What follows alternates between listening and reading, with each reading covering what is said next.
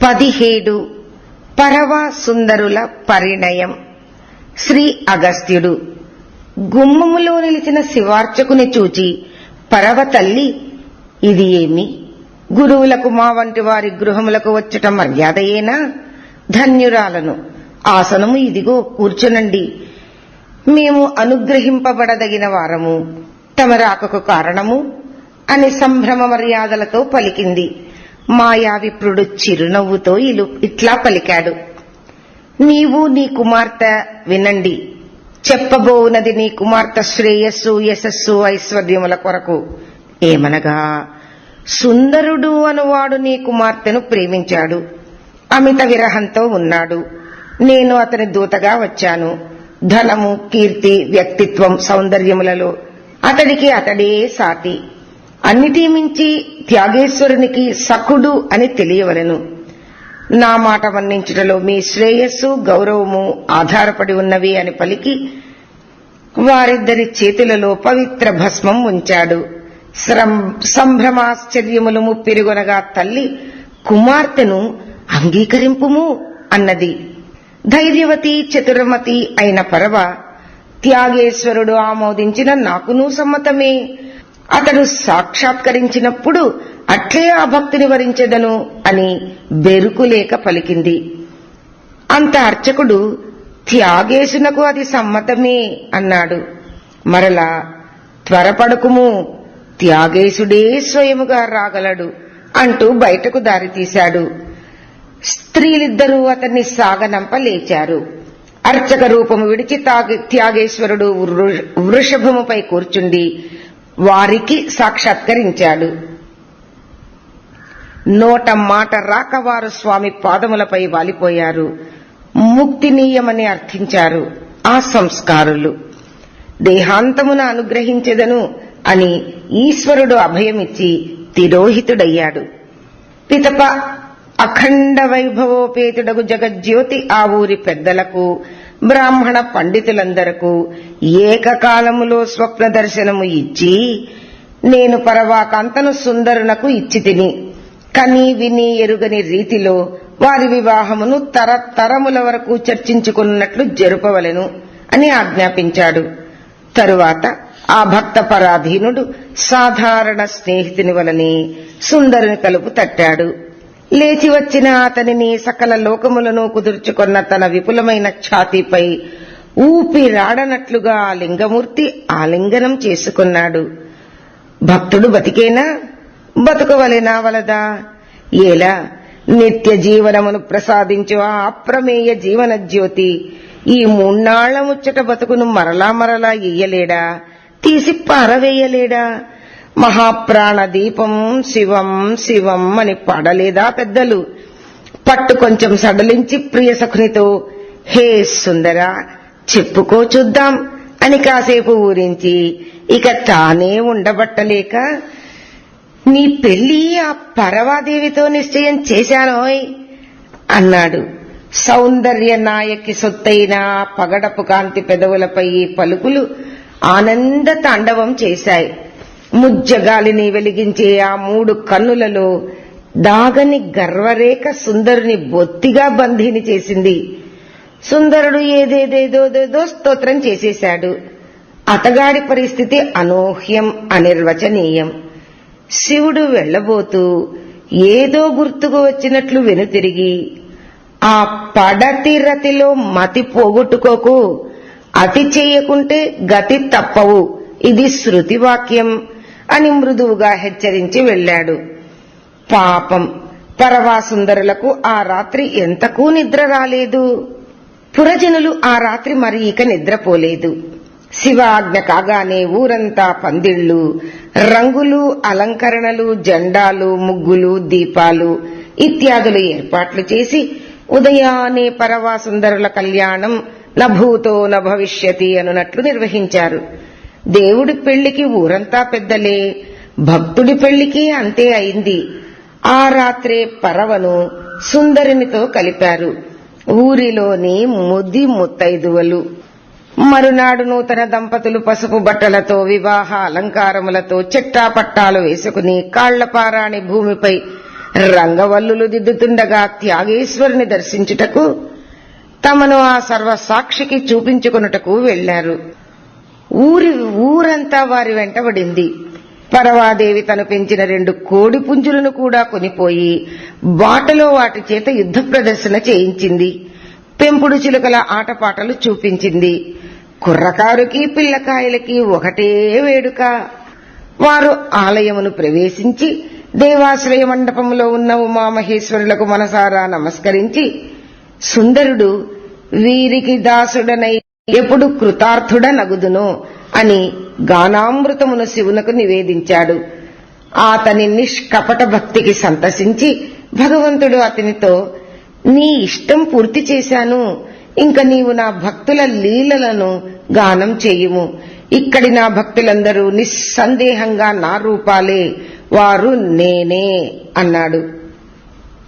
అప్పుడు సుందరుడు, ప్రభు, స్త్రీలాలసుడనైన నేను వారి మహిమను ఎరుగగలనా?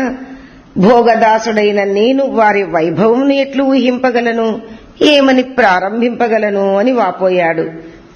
శివుడు అతన్ని ఊరడించి, గాన ఆదిగా శ్రీ చిదంబర దీక్షితులకు నేను దాసుడను. వారి పాదధూళిని విభూతిగా అలదుకొని పాదములను శిరముపై ధరించెదను.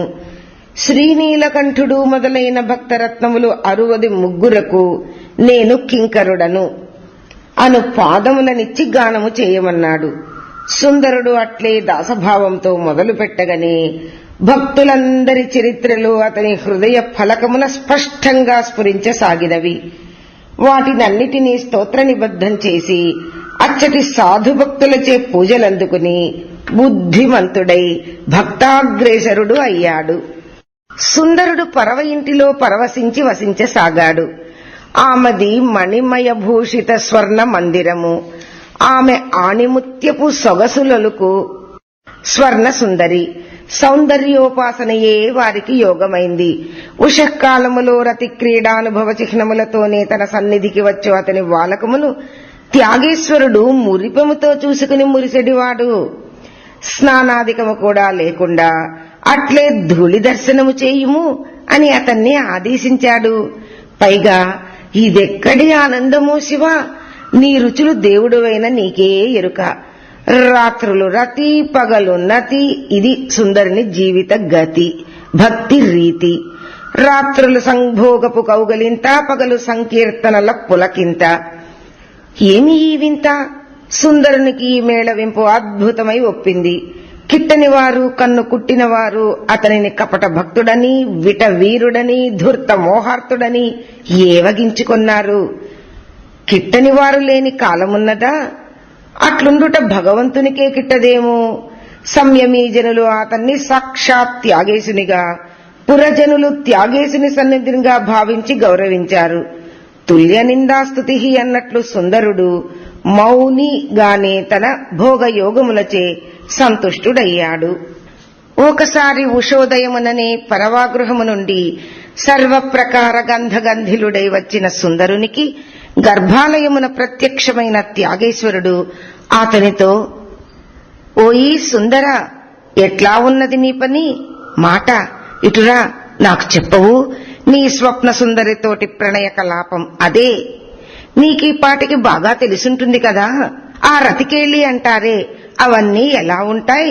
నీ రంభతోడి కుంభస్థల మర్దనలు, అధరామృతపు గుటకలు, బిగి కౌగిలింతలలో ప్రాణాయామాలు, ఆమె అంగాంగములతోడి యోగాసనాలు, ముద్దులతో వెలయించే ముద్రలు, ఆమెతోనే కబుర్లు, శ్రవణ మననాదులు, అవన్నీ నాకు పూసగుచ్చినట్లు చెప్పబోయ్. నీది రాజయోగం లేవోయ్. అందులో అష్టాంగాలేం కర్మ, సర్వాంగాలు ఇమిడిపోయి ఉన్నాయి. ఆ అష్టాంగ యోగాలు నా అమాయక భక్తుల పాట్లుగాని నీకేమోయ్, పుట్టుక నుంచి రాజయోగమే రాజభోగమే కదా. ఏది కాస్త వినిపించు, మళ్ళా భక్తుల సందడి పెరగకుండా అని చనువుగా అడిగాడు. సుందరుడు యుక్తిగా, గరిటికేమి తెలుస్తుంది వంట రుచి, వంటవాడి శ్రమ ఇతరులకే భోగ్యం, మరి పరచిన పక్కకు నిద్ర సుఖం తెలియగలదా? అట్లే సర్వప్రకార సౌఖ్యములకు, మోద ప్రమోద ఆనందములకు ఆధారమైన నీకు నా సుఖమును వివరించిన మాత్రం చేత ఏమీ అర్థమవుతుంది అని అనమందువా శివా? నన్ను తెలివిగా తప్పటడుగు వేయిస్తున్నారు స్వాములు. సర్వేంద్రియ ప్రేరకుడవు, సర్వజీవుల హృదయ గుహావాసివి, కర్త భోక్త కూడా నీవే అయి ఉండి సకల కర్మలకు సౌఖ్యములకు సాక్షివై సమస్తమును లీలామాత్రముగా తెలియగలవు నీవు. అటువంటి నీకు ఈ సామాన్య విషయములను తెలియచెప్పుటకు సిద్ధపడమనుచున్నావు. ఈ నామరూపాత్మకమైన జగత్తులో కూడా కనబడునది వినబడునది ఏ కొంచెమైనా ఉంటే అది అంతా నీవే ప్రభు. చాలు నీ ఆట అంటూ కంఠము రుద్ధము కాగా త్యాగేశుని పాదములపై పడి మరలా లేచి సేవకుని వలె పక్కగా చేతులు కట్టుకుని నిలబడ్డాడు. సుందరుని చిత్తపరిపాకమును గ్రహించి సంతసించిన ఈశ్వరుడు అతనిని జ్ఞాన దీక్షతో కృతార్థుని చెయ్య నిశ్చయించాడు. సనకాది మునీశ్వరులు తనను ప్రార్థించుచుండగా వారిని కూడా అనుగ్రహించు నిమిత్తము శ్రీమంతుడైన శంకరుడు సుందరునికి ఇట్లు బోధించాడు. ఆలకింపుము సుందర నా జ్ఞాన వైభవమును. పనిలేని శుద్ధమైన శాంతమైన మచ్చలేని కల్మషం లేని పరిపూర్ణమైన సుస్పష్టమైన సుపరిచితమైన వెలుగును నేనే. నేను అంటే నేనే, నీవు అదే. నిశ్చయంగా త్వమేవ అహం. మొదట నేనే ఉన్నది, ఇదంతా లేనిదే. దీన్ని అంతటినీ ఊడ్చిపెట్టినచో మిగిలేది నేనే. అవును, గుండె గుహలో బొటన వేలంత పురుషునిగా చెప్పబడుచున్నది నేనే.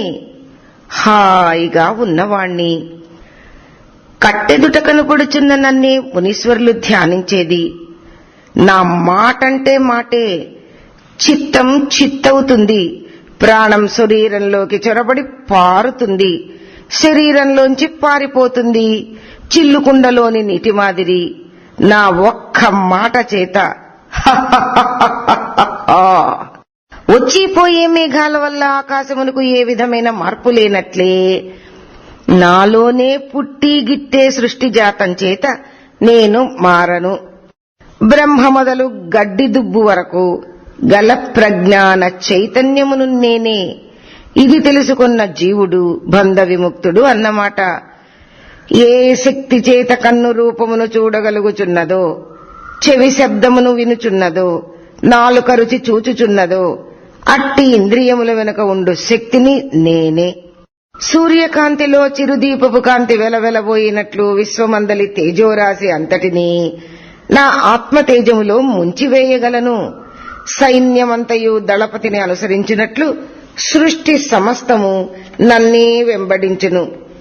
అలలు బుడగలు సముద్ర జల వికారములైనట్లు నా యందు ఉత్పన్నమయ్యే జీవరాశియు అట్లే తాత్కాలికమే గాని సత్యము కాదు. కదలుచున్న నీటిలోని చంద్రబింబము యొక్క కదలిక, స్వప్న దృశ్యములు ఎంత నిజమో జగత్తు అంతే. ఒక చెట్టు పైన రెండు పక్షులు. ఒక పక్షి కింది కొమ్మపై కూర్చుని తీయని పండ్లను రుచి చూచి తరువాత చేదు ఫలితములను పొందుచున్నది. పై కొమ్మ మీది పక్షి ఈ లీలను గమనించుచూ సాక్షిగా ఉన్నది. మొదటి పక్షి జీవుడు, రెండవ పక్షి శివుడు లేక ఆత్మ. ముండకోపనిషత్. ఆనంద సాగరమునైన నాలో సాంసారిక సౌఖ్యములనే నీటి తుంపరలకై భ్రాంతి చెందువారు ఈ జీవకోట్లు. ఇది తెలిసినచో జన్మరాహిత్యమే సుమా. ఎంతటి తర్కమునకు నేను అందను. ఉపనిషద్ విజ్ఞానమనే దివ్య జ్యోతిలో నేను ప్రకాశింతును. భక్తి చేత ఉపనిషత్ విజ్ఞానము స్ఫురించును. నాకు అనన్య శరణాగతి చెందుటచే ప్రసరించిన అనుగ్రహము చేత ఆ భక్తి కలుగును. దుఃఖ నివృత్తి కలుగుటకు ఇది ఏ మార్గము. సాలీడు గూడును అల్లినట్లు ఈశ్వరుడే ఈ ప్రపంచమును నిర్మించి నిర్మూలించుచున్నాడు. ఈ జ్ఞానము మోక్షదాయకము. సర్వజీవుల హృదయములను శాసించు నన్ను శరణు చెందినవాడు సుంఠ అయినా రక్షింపబడతాడు. ఓయి సుందర, ఈ వేదాంత సుజ్ఞానము నీకు ఇయ్యబడినది. సత్సాంగత్యము చే లభించు నిస్సంగ స్వభావము కలవారిలోనే ఈ విజ్ఞానము ప్రకాశించును. శ్రద్ధ, భక్తి, వైరాగ్యముల చేత గురుదేవుని అనుగ్రహము లభించును. అప్పుడు సంశయములు అణిగిపోవును. శరీరమును హృదయమును నాకు సంపూర్ణముగా అర్పించుట చేత నీకు ఈ అఖండ బ్రహ్మజ్ఞానము సిద్ధించినది. కుబుసమును విడిచిన పాము దానిని ఇక ఎట్లు పట్టించుకొనదో అట్లే నీవు లౌకిక వ్యవహారములలో మునుగరాదు. అద్వైత జ్ఞానమును అందించే సంసార నాశకరమైన ఈ చిన్ముద్ర నీకు అనుగ్రహించుచున్నాను అని ముక్తాయింపుగా శివుడు తన జ్ఞానదాయకమైన చిన్ముద్రను అనుగ్రహించాడు. సుందరుడు, సనక సనందనాది ఇతర మునులు శివుని బోధచే సంశయములు నశింపగా అద్వైత జ్ఞానానందము భక్త్యాతిరేకములచే వారి పవిత్ర హృదయములు ఉప్పొంగగా త్యాగేశ్వర మహాదేవునకు పడి పడి దండములు ఆచరించారు. భగవంతుని చిన్ముద్రను మననము చేసి స్వాత్మనిష్ఠులైనారు. సుందరుడు పరవాగృహములో సుఖములను అనుభవించుచు త్యాగేశ్వర భగవాన్ని సేవించుకొనుచు ఆయనపై అనేక ద్రావిడ గీతములను పాడాడు. తన సేవానిష్టచే భగవంతుని తనకు ప్రేమదూతగా వినియోగించిన పాపము నుండి నిర్ముక్తుడయ్యాడు. ఈ కథను చదివినను విన్నను శివానుగ్రహము చేత ముక్తులవుతారు. ఓం తత్సత్. 18 కుమ్మరి భక్తుడు నీలకంఠుడు. శ్రీ అగస్త్యుడు. మహాదేవుని కన్నా సులభంగా వరాలను కురిపించే దైవము లేడు. మరి ఇతర దేవతలతో ఏమి పని? యమభయమును తుడిచిపెట్టుటకు మృత్యుంజయుడైన శంభుడే సమర్థుడు. మానవులు ఎవనికి భయపడి చచ్చెదరో అటువంటి ఆ యముడే శంకర కింకరుడు. భోగములన్నీ ఒకప్పటికీ తరిగిపోయేవే. వాటి కోసం శరీరం కావాలి. అవి తీరగనే ఈ దేహం కూడా దహించుటకే పనికి వస్తుంది. కాలకాలుని సేవించిన గాని దేహాన్ని మరలా మరలా పుట్టించే ప్రారబ్ధం కాలిపోదు. కర్మజ్ఞానముల కన్నా భక్తిచే మహేశ్వరుడు సత్వరం ప్రసన్నుడవుతాడు. కేవల భక్తి చేతనే యోగ్యతల ప్రసక్తి లేకుండా మహాకాలుని అనుగ్రహం పొంది మానవులు ముక్తులవుతారు. ఈ సందర్భంలో చెప్పుకోదగిన ఈ కథను మహాత్ములారా వినండి. దర్శనమాత్రముననే ముక్తినిచ్చే దర్శనాద్ అభ్రసదసి చిదంబర క్షేత్రం భూమికి మణిహారమై భాసిస్తోంది. ఆ క్షేత్రంలోని బంగారు సభలో భగవానుడైన శివనటరాజు చేసిన నృత్యమును దర్శించి వ్యాఘ్రపాదుడు, పతంజలి అనే మహాభక్తి సంపన్నులు ముక్తిని పొందారు. ఆ ఊరిలోని బ్రాహ్మణుల ఇంటింటా పరమేశ్వరునికై యజించుచు రగల్చబడిన అగ్నిహోత్రాల నుండి వచ్చు పరిమళపు పొగలు ఆ ప్రాంతమునంతటినీ పవిత్రం చేస్తుంటాయి. హవిష్యులైన నేయి, పురోడాశము మొదలగు వాని పుణ్యగంధముతో కూడిన హోమధూమం ఇళ్లపైకి వ్యాపించి ఆకాశ లింగమునకు అనగా చిదంబరము అంబరపు ఆచ్ఛాదనము వలె విభూతి పూత వలె ఉంటవి. ఆ క్షేత్రంలో కుమ్మరి కులానికి మణిపూస వంటి వాడైన ఒక భక్తవరేణ్యుడు ఉండేవాడు. అతడు నిత్యము నటేశ్వరాలయంలోని శివగంగలో స్నానమాడి ముసుగు వేసుకొన్నాడా అనిపించినట్లు విభూతి పూసుకుని రుద్రాక్షమాలలను దట్టముగా వేసుకుని ఇంటికి వచ్చేవాడు. కులవృత్తి ఆచరించుకుంటూ బ్రహ్మదేవుని సృష్టికి ప్రతి సృష్టి చేయుచూ ఉండేవాడు. ఇద్దరు చేసేవి ఘటాలే, కుండలే. కుమ్మరివి మట్టి కుండలు, బ్రహ్మదేవునివి మనసు కుండలు. మన కుమ్మరివి కాలితేనే కుండలు, కాలక ముందు మట్టేగా. బ్రహ్మగారివి కాలిపోయే కుండలు, జీవులు. కుమ్మరి చేతిలో మట్టి కాలి కుండ అవుతోంది, బ్రహ్మ చేసిన కుండలు కాలి మట్టి అవుతున్నాయి. ఎవరి సృష్టి గొప్పదో మరి. భక్త శిఖామణి అయిన అతడు తన పనులు చేసుకుంటూ ఉన్నా నిరంతర శివ పదారవింద ధ్యాన తత్పరుడై సతతం మహాపంచాక్షరి మంత్రజప పరాయణుడై ఉండేవాడు. శివభక్తులకు, శివయోగులకు అతడు బియ్యము, ధాన్యము, అన్నము పంచేవాడు. తాను శివానందములో అలవోకగా నిర్మించిన కుండలు, మూకుళ్లు, కడవలు, అన్నపాత్రలు దానం చేసి బ్రహ్మానందం పొందేవాడు. శివభక్తులందరూ శివమూర్తులే అని, వారు ఎప్పుడు ఏది అడిగినా కాదనలేక ఇచ్చేవాడు. అతని భార్య శివభక్తిలో పాతివ్రత్యములో మేటి అయి అతనికి సహకరించుచూ ఉండేది.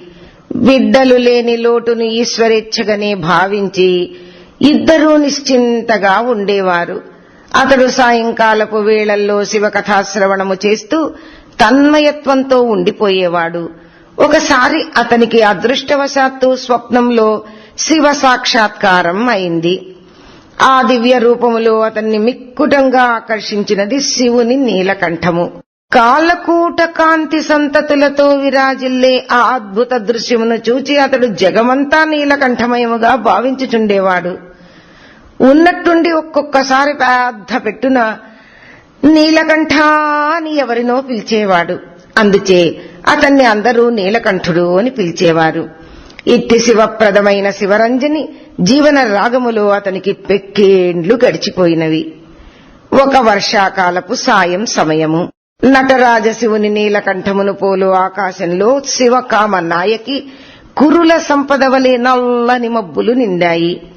యోగి హృదయంలో భాసించు చిత్కళా ప్రకాశం వలె విద్యుల్లత తీగలు తళుక్కున మెరిసి ప్రకృతి యొక్క అలౌకిక శోభను వెల్లడిస్తున్నాయి. నీలకంఠుడు శివాలయంలో ఒక కొత్త భాండాన్ని సమర్పించి తిరిగి వస్తున్నాడు. అప్పుడు గొప్ప ఈదురుగాలితో కూడిన వాన కురియసాగింది. భూమి ఆకాశములు ఆ పెను చీకటిలో కుంభవృష్టిలో ఏకమైపోగా అతడు తడిసి ముద్దై దారి తెన్ను కనపడక ఆ మెరుపు కాంతులలో ఒక పంచను చేరగా అతనిని నీలకంఠుడు అని గుర్తించిన గృహలక్ష్మిలోనికి ఆహ్వానించింది. ఆమె సమకూర్చిన వస్త్రములతో అతడు తడి ఆర్చుకుని బట్టలు మార్చుకొనగా అతనికి వెచ్చదనమునకై ఆమె మంట రగిల్చింది. తరువాత పలహారమును సమకూర్చి తాంబూలమును అమర్చి సేవించుకుని ధన్యురాలైనట్లు భావించింది. ఇంతలో వర్షము తగ్గిపోగా అతడు ఆమె దగ్గర సెలవు తీసుకుని వెళ్లిపోతుండగా ఆమె తన పరిచయము చెప్పింది. ఆమె ఒక వేశ్య. అతడు ఆశ్చర్యపడి ఆమె సంస్కారాన్ని మనసారా మెచ్చుకుని సెలవు తీసుకుని ఇంటి దారి పట్టాడు. ఆమె అతనికి వేసిన అగరు ధూపం, బట్టలకు పూసిన సుగంధ పరిమళం, ఆమె అనురాగభరిత స్మృతి వలనే అతన్ని వదల్లేదు. ఇల్లు చేరగానే అతని ప్రియపత్ని అతనికి పరిమళము చిందించే ఆ పొడి వస్త్రములు ఎక్కడివి అని ప్రశ్నించింది. అతడు ఆమెకు ఏ విషయము దాచక జరిగినదంతా చెప్పగా ఆమె స్త్రీ సహజమైన అనుమానంతో అతన్ని నిలదీసి, నీకీ వేశ్యాలంపటము చాలా కాలము నుంచే ఉండి ఉండాలి. ఇంతకాలము పరమ పవిత్రుడవు అని భావించి నిన్ను సేవించుకున్నాను. ఆ వేశ్యాస్పర్శతో మైలపడిన నీ శరీరంతో నన్నిక ఎన్నడూ తాకవద్దు. ముట్టుకున్నావో శ్రీ నీలకంఠేశ్వరుని మీద ఒట్టే అని తీవ్రంగా నిందించింది. ఆమె అకారణ ఆవేశానికి అతనికి తిక్కరేగి, ఈ శరీరం రాలిపోయేదాకా నిన్ను అంటనులే పో అనేశాడు. ఇలా వారిద్దరూ ఒకరిని మించి ఒకరు భీష్మ ప్రతిజ్ఞలు చేసుకుని ఒకే ఇంటిలో నివసిస్తున్నా ఎవరికి వారే యమునా తీరే అన్నట్లు జీవించసాగారు. లోకం దృష్టికి వారు సంసారులు. వారి సంగతి వారిద్దరికీ ఆ మూడో కంటికి మాత్రమే తెలుసు. అలా కాలం గడిచి వారిద్దరికీ వయసు మళ్లింది. వారి ఇంద్రియ నియమంలో ప్రతిజ్ఞలో ఏ మార్పు రాలేదు.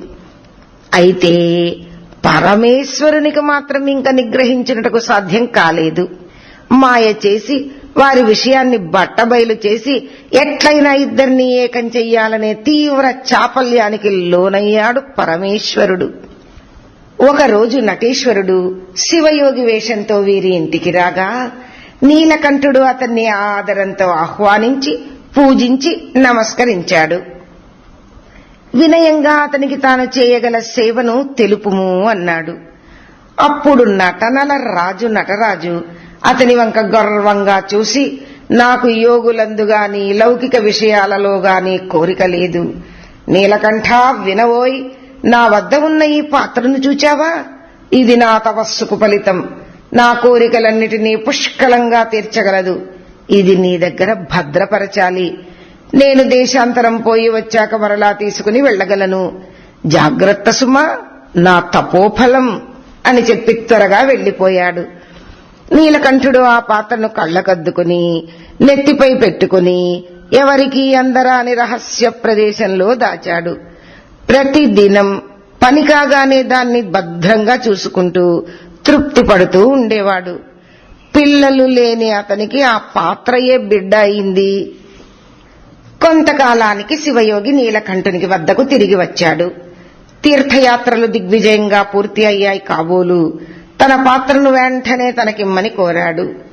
నీ మేలు మరిచిపోనోయ్, నీకు కావలసిన బహుమతులు కూడా పట్టుకొచ్చాను అని ఆశ పెట్టాడు. నీలకంఠుడు అతన్ని మర్యాద చేసి కూర్చుండబెట్టి సత్కారములైన తరువాత లోపలికి వెళ్లి పాత్ర కోసం చూడగా అది కాలం తీరిన దేహంలాగా మాయమైపోయింది. అతని గుండె జల్లుమనింది. ఇల్లంతా వెతికాడు. వెతికిన చోటే మరలా మరలా తరిచి తరిచి వెతికాడు.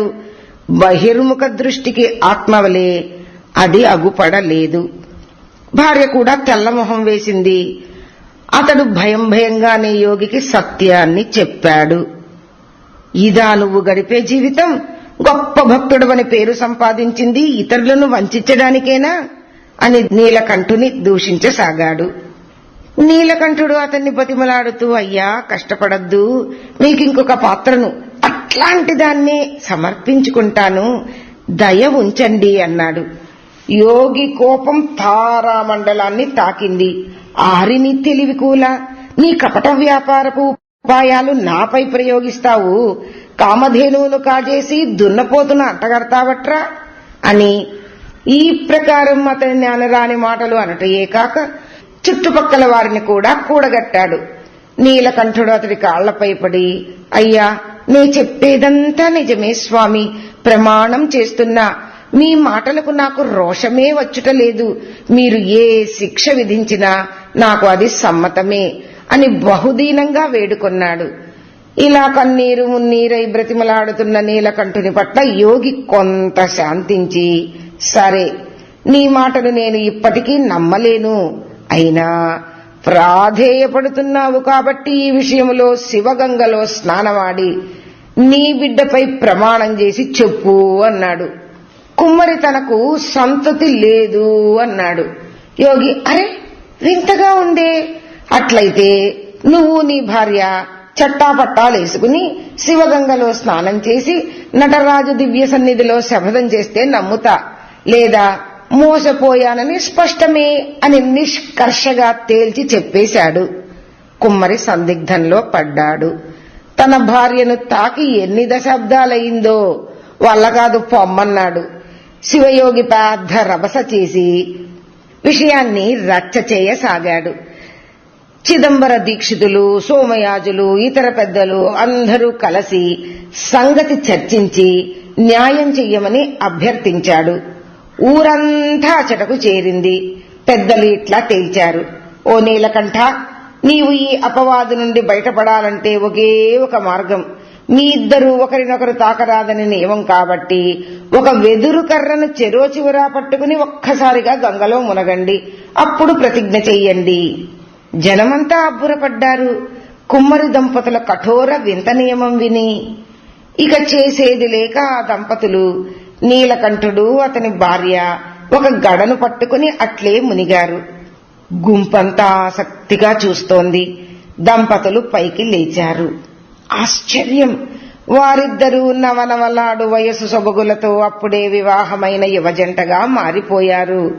చూడగా ఆ యోగి స్థానంలో నంది వాహనంపై కూర్చున్న నటేశ్వర మహేశానుడు దిక్కులను తన పవిత్ర జ్ఞాన ప్రకాశముతో తాండవింపచేస్తూ, ఓయి నీలకంఠ, మీకిది పునర్జన్మర్రా, పూర్వపు నియమాలు ఇక వర్తించవు, ఇక నుంచి మీరు నిండు నూరేళ్లు కాపురం చేసి సంతానవంతులై సుఖాలను పొంది చివర నన్ను పొందగలరు అని ఆనతిచ్చి కైలాసానికి చక్కా వెళ్లాడు.